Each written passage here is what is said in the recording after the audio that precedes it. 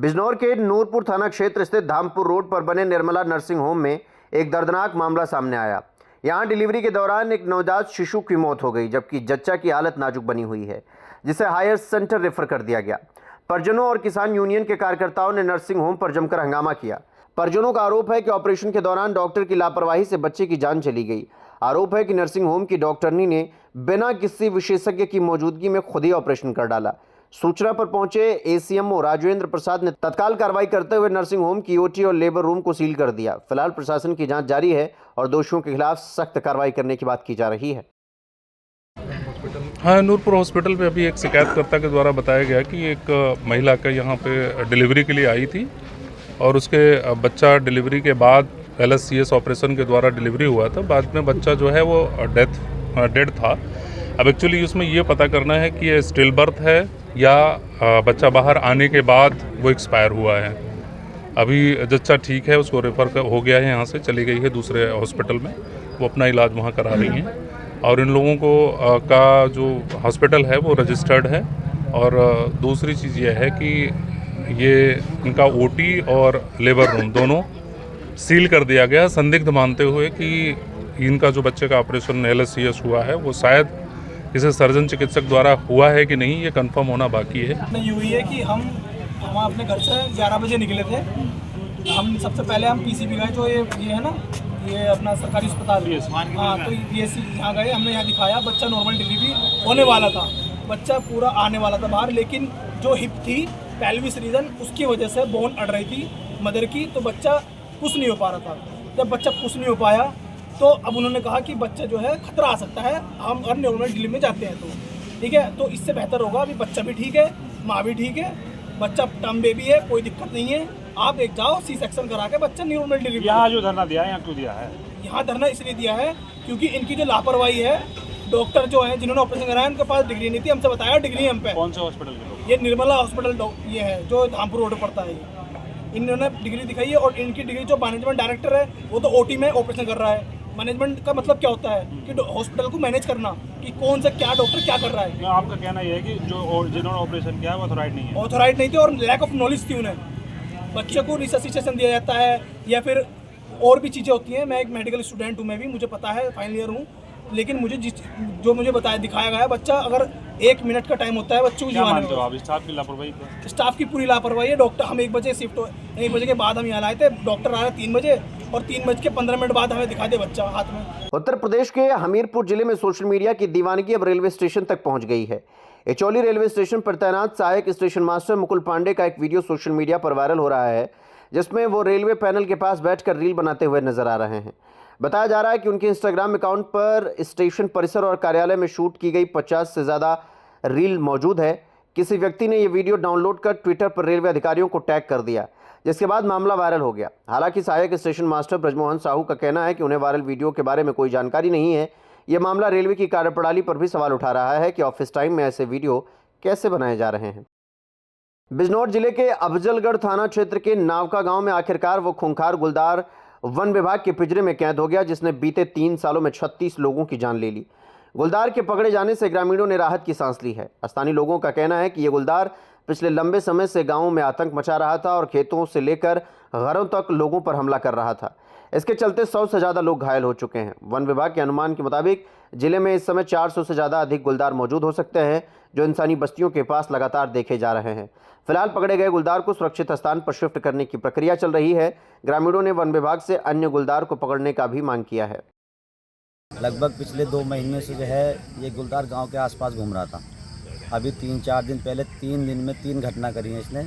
एक बकरी को उठा के ले गया, वो तो मिली नहीं, और एक बकरी जो हमारे मुनीनगर परतपुर में थी उस पर हमला कर दिया। हमारे कुटी वाले मंदिर पे परसों 2 दिन पहले एक बछड़ा था आवारा, उसको उठा के 3 गुलदार हैं यहाँ पे। तो उसको देखते हुए हमने, हमारे गांव वालों ने और इधर के कुटी की तरफ से लोगों ने थोड़ी सी वो करी पिंजरे की व्यवस्था।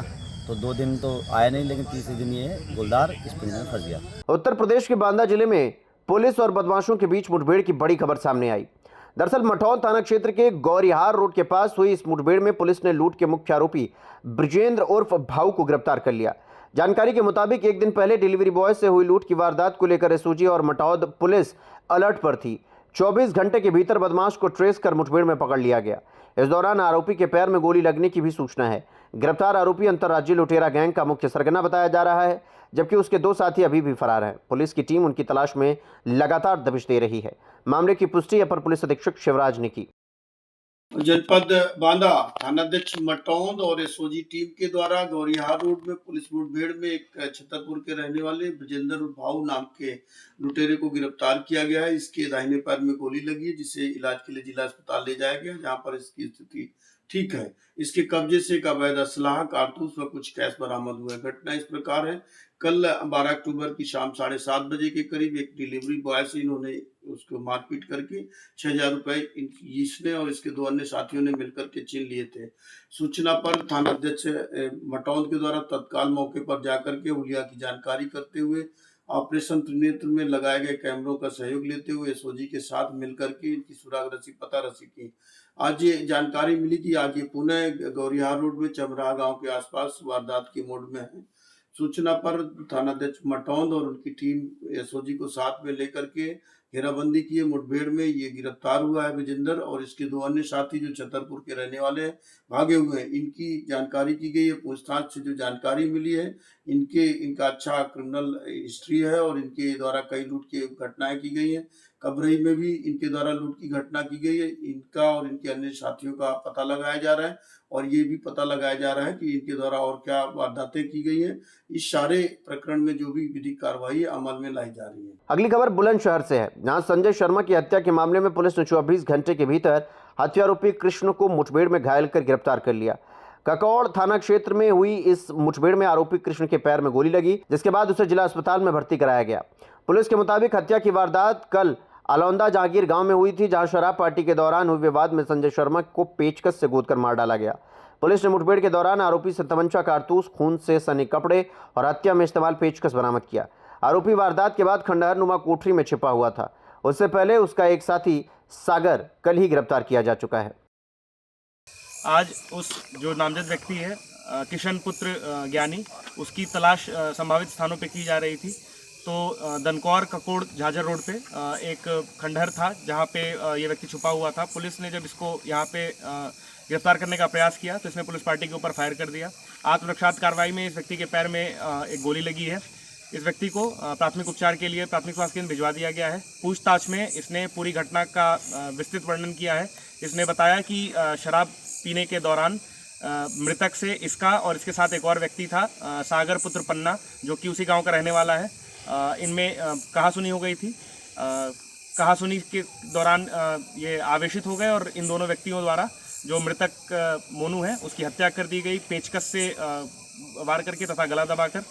जो गिरफ्तार व्यक्ति है इसके पास से एक तमंचा, एक खोखा कारतूस, 2 जिंदा कारतूस तथा जो आला कतल पेचकस है वो बरामद कर लिया गया है। साथ ही साथ इस व्यक्ति के पास से जो जब हत्या इसने की थी उस दौरान जो इसने कपड़े पहन रखे थे वो खूनालूदा कपड़े भी इसके पास से बरामद हुए हैं। अग्रिम वैधानिक कार्रवाई इस विषय में पुलिस कर रही है। अमरोहा से एक दिल दहला देने वाली वारदात सामने आई, जहां नगर कोतवाली क्षेत्र के बाईपास मार्ग पर एक युवक ने अपने सौतेले पिता की चाकू से गोदकर हत्या कर दी। जानकारी के मुताबिक आरोपी के सगे पिता की पहले ही मौत हो चुकी थी। इसके बाद उसकी मां ने दूसरी शादी की थी।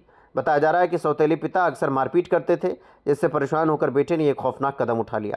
पुलिस ने मौके पर पहुंचकर आरोपी को गिरफ्तार कर लिया और हत्या में इस्तेमाल किया गया चाकू भी बरामद कर लिया। शव को पोस्टमार्टम के लिए भेज दिया गया। पुलिस मामले की गहनता से जांच कर रही है और आरोपी से पूछताछ किया जा रहा है कि उसने इस कदम को किस हद तक सोच समझकर अंजाम दिया।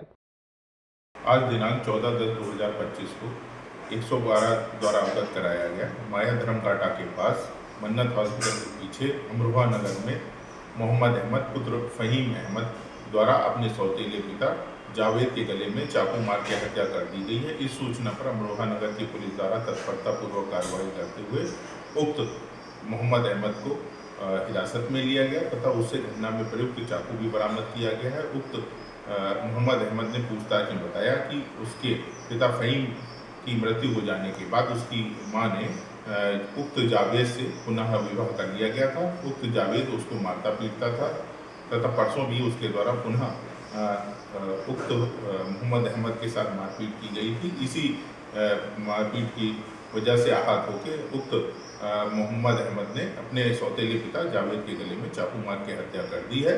तथा मृतक के शव को पोस्टमार्टम के लिए भेजा जा चुका है, तो मौके पर शांति व्यवस्था सामान्य है। चंदौली से दुखद खबर सामने आई, जहां एक 12 वर्षीय बच्चा चंद्रप्रभा नदी में डूब गया। यह हादसा सैयद राजा थाना क्षेत्र के कांटा गांव के पास हुआ। बताया जा रहा है कि मोहम्मद आशिफ नाम का यह बच्चा अपने ननिहाल आया हुआ था। घटना की जानकारी मिलते ही पुलिस और एसडीआरएफ की टीम मौके पर पहुंच गई। फिलहाल नदी में रेस्क्यू ऑपरेशन जारी है और जैसे ही परिजनों को घटना की सूचना मिली, घर में कोहराम मच गया। परिजन रो रो कर बेहाल है और प्रशासन लगातार राहत बचाव कार्य में जुटा हुआ है। बुलंदशहर से चौंकाने वाली खबर सामने आई, जहां फूड सेफ्टी विभाग की लाइव रेड में करीब 30 क्विंटल मिलावटी रसगुल्ला जब्त किया गया। शिकारपुर स्थित तेवतिया स्वीट डेयरी में स्टार्च और केमिकल से बनाए जा रहे बंगाली और काले रसगुल्ले। हैरान कर देने वाली बात तो ये है कि जंग के कनस्तरों में रसगुल्ले पैक किए जा रहे थे और उनमें मच्छर मक्खियां तक तैरते हुए मिले। फूड सेफ्टी विभाग ने मौके से 12 सैंपल और पुलिस और प्रशासनिक अफसरों की मौजूदगी में मिलावटखोरों पर बड़ी कार्रवाई की। विभाग का कहना है कि यह सीधा उपभोक्ताओं की सेहत से खिलवाड़ है। इस रेड से इलाके में हड़कंप मच गया और लोगों में मिठाई की गुणवत्ता को लेकर डर का माहौल है। जांच रिपोर्ट आने के बाद ही दोषियों पर कड़ी कार्रवाई तय मानी जा रही है। ये रसगुल्ला बनाने की फैक्ट्री थी और इसमें 25 कुंटल के आसपास का कुल रसगुल्ला मिला है। बेसिकली यहाँ पर सफ़ेद रसगुल्ला बनाने का काम होता है, साथ में कुछ मात्रा में जो काला रसगुल्ला है वो भी तैयार किया जा रहा है। यहाँ जो मेन चीज़ है, जो रसगुल्ला बनाने के लिए दूध इन्होंने मंगाया है, उसमें से क्रीम निकालते हैं। क्रीम भी काफ़ी मिली है यहाँ पर, और उसके बाद उसमें स्टार्च पाउडर का यूज करके वो रसगुल्ला बना रहे हैं। साथ में जो उसके बनाने के बाद जो स्टॉक किया हुआ है, जो टिन है वो बहुत पुराने हैं, कबाड़ टाइप के टिन है, वो जंग खा चुके हैं सारे टिन। उसमें उनकी पैकिंग की गई है इनके द्वारा, और साथ जितने आर्टिकल है इनके पास खोया है, जैसे काला रसगुल्ला, सफ़ेद है, स्टार्च है, इन सब के हम लोगों ने सैंपल लिए हैं। सर कहीं ना कहीं जहर परोसा जा रहा है। देखिए, अभी इसको मौके से जहर कहना एकदम सही नहीं होगा, क्योंकि ये सब लैब रिपोर्ट के बाद साबित हो पाएगा। लेकिन जो गंदगी है, गंदगी देखते हुए ये कहीं ना कहीं सेहत के लिए इतना अच्छा भी नहीं है। बिजनौर से एक हैरान कर देने वाली खबर सामने आई, जहां थाना नगीना क्षेत्र के कोतवाली देहात रोड पर स्थित रेलवे फाटक पर एक फैंसी ट्रैक्टर ट्रॉली फंस गई। रेत से लगी ट्रॉली अचानक रेलवे ट्रैक पर अटक गई, जिससे रेलवे सेवा घंटों बाधित रही। करीब आधे घंटे तक ट्रेन ट्रैक पर खड़ी रही, जिससे यात्रियों को भारी परेशानियों का सामना करना पड़ा। ट्रॉली फंसने से न सिर्फ ट्रेन रुकी, बल्कि सड़क पर भी लंबा जाम लग गया। राहगीर घंटों तक फंसे रहे और यातायात पूरी तरीके से ठप हो गया। मौके पर पहुंची पुलिस ने स्थिति को नियंत्रित करने के लिए पूरी कोशिश की। फिलहाल ट्रॉली को हटाने और रेलवे सेवा बहाल करने का लगातार प्रयास किया जा रहा है। अभी तक कोई पहुंचा नहीं है। रास्ते में लगभग कितनी देर हो गई सर बाधित हुए ये ट्रेन? बाधित हुए। और ये आप लोगों ने इनसे कहा है, ये जो जिनका रेता वेता यहाँ पे गिर गया है ट्रैक्टर ट्राली से?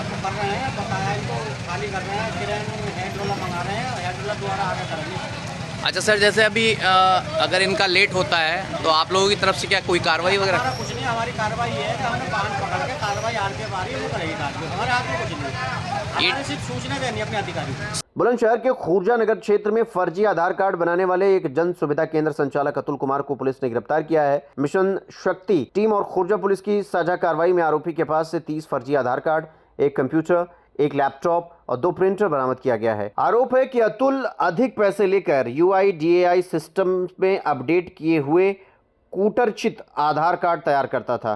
पुलिस ने आरोपी के खिलाफ मामला दर्ज कर उसे न्यायिक अभिरक्षा में भेज दिया है। इस कार्रवाई को खुर्जा नगर पुलिस की बड़ी सफलता माना जा रहा है। थाना खुर्जा नगर क्षेत्र अंतर्गत एक जनसेवा केंद्र है, इसके में एक अभिसूचना के आधार पर पुलिस के द्वारा कार्रवाई की गई है, जिसमें अभियुक्त अतुल कुमार पुत्र राणा प्रताप निवासी खुर्जा नगर को गिरफ्तार किया गया है। यह जांच में सामने आया है कि अभियुक्त के द्वारा जो सीधे साधे लोग आते थे अपने आधार कार्ड में प्रविष्टियां अपडेट कराने के लिए, जैसे कि जन्म तिथि या पता, तो उनसे डॉक्यूमेंट्स लेकर बिना UIDAI की साइट पर अपडेट कराए ये प्रविष्टियां कूटरचित तरीके से एक फर्जी आधार कार्ड निर्गत करके उनको दे दिया जाता था और उनसे अधिक धन प्राप्त किया जाता था। इसके उपरांत वो UIDAI की वेबसाइट पर अपडेट प्रविष्टियां नहीं होती थी, तो इसके पास से लगभग 30 ऐसे आधार कार्ड प्राप्त किए गए हैं, जिनके संबंध में जांच की जा रही है। एवं जो उपकरण हैं, जो कंप्यूटर, लैपटॉप वगैरह, वो सब पुलिस ने जब्त किया है और अग्रिम विधिक कार्रवाई की जा रही है। बताया कि कब से काम कर रहा था इस टाइप का? इस सब संबंध में जांच की जा रही है। जो भी जांच में तथ्य आएंगे उसके आधार पर अग्रिम विधिक कार्रवाई की जाएगी। और भी इसमें शामिल? इसके पूरा नेटवर्क कहाँ तक है, क्या कितना इसने आधार कार्ड इस तरीके से किए हैं, उस संबंध में विस्तृत रूप से जांच की जा रही है। आधार कार्ड के अलावा कुछ और भी बना सकता है? आधार कार्ड अभी हमें प्राप्त हुए हैं, बाकी अन्य जो इसके सिस्टम्स हैं उन सब पे हम लोग काम कर रहे हैं। कोई भी ऐसी चीज़ होगी उस संबंध में अग्रिम विधिक कार्रवाई की जाएगी।